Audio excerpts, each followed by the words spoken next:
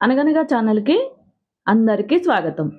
పిల్లలు, ఇప్పుడు మనం పరమానందయ్య శిష్యుల కథ నుంచి 'గోవుమాలక్ష్మికి కోటి దండాలు' అనే ఒక కథను వినేద్దాం.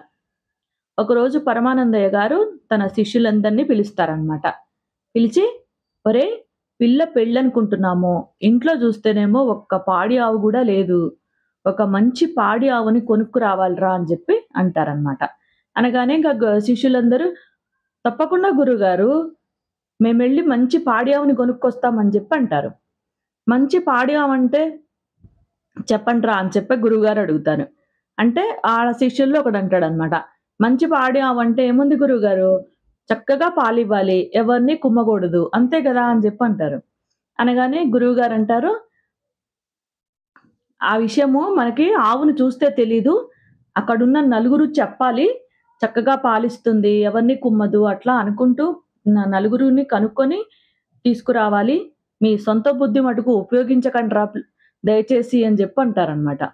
అనగానే తప్పకుండా గురువుగారు, మేమక్కడున్న నలుగురిని మంచి చెడ్డ గనుక్కొని ఒక మంచి పాడి ఆవుని కొనుక్కొని తీసుకొస్తామని జెప్పి అంటారు శిష్యులందరూ.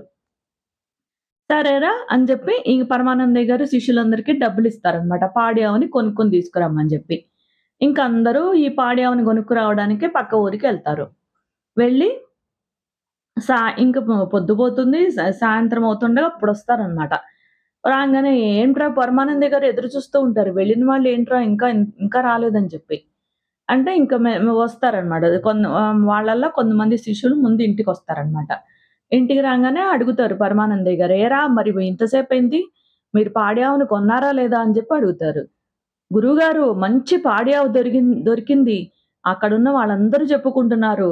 ఇక కూసింత గడ్డి తిని లీటర్ల పాలిస్తుందంట ఆవు" అని చెప్పి, "చాలా మంచిదంట గురువుగారు.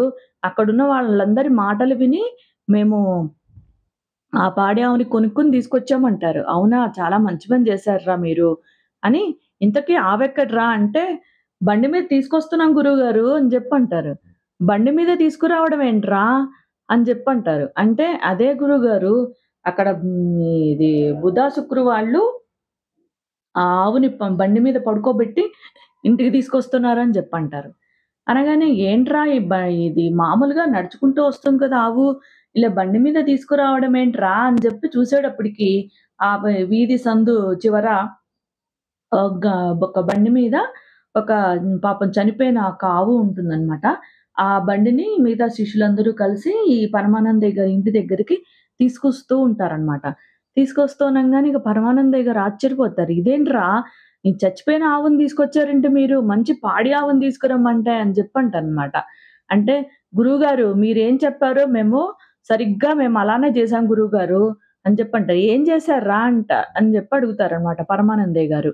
"మేము పక్క ఊరికెళ్ళామా, ఈ డబ్బులన్నీ తీసుకొని అక్కడందరిని విచారించాం గురువుగారు. అక్కడ పాపం ఈ ఈ ఆవు అక్కడ పడిపోయింది. అందరూ చుట్టూ కూర్చున్నారు. చుట్టూ కూర్చొని అనుకుంటున్నారనమాట. ఎంత మంచి ఆవు, కొంచెం గడ్డి తిని ఇంత పాలిచ్చేది. ఎంత మంచి ఆవు, ఎంత శాంతంగా ఉండేది. ఎవ్వరిని కుమ్మేది గాదు. ఎవ్వరొచ్చినా గూడా చక్కగా పాలు తీసేటట్టుండేది" అని జెప్పి, "చాలా మంచిగా జెప్పారు గురువుగారు" అని జెప్పంటారనమాట. "మీరే జెప్పారు గదా గురువుగారు, మా సొంత బుద్ధి ఉపయోగించొద్దు. నలుగురిని నలుగురు మంచిగా చెప్తూ దాని గురించి పొగుడుతూ ఉంటేనే అది మంచి ఆవు అని అర్థం అని చెప్పారు కదా! మీరెలా చెప్పారో అలానే చేశాం" అని చెప్పి చెప్తారనమాట. ఇంక వీళ్ళ తెలివి తక్కువతనానికి ఇంక పరమానందయ్య గారికి బాగా కోపమొస్తుంది. కోపమొచ్చేసి, "ముందు ఆ ఆవుని తీసుకెళ్ళి దానికి జరగవలసిన కార్యక్రమాలన్నీ చెయ్యండిరా. ముందు మీరందరూ వెళ్లి స్నానాలు చేసి తగలడండిరా. మీకు పని చెప్పడం నా బుద్ధి తక్కువైపోయింది" అని పాపము తిట్టుకుంటూ ఇంక పరమానందయ్య గారు ఇంట్లోకెళ్ళిపోతారనమాట.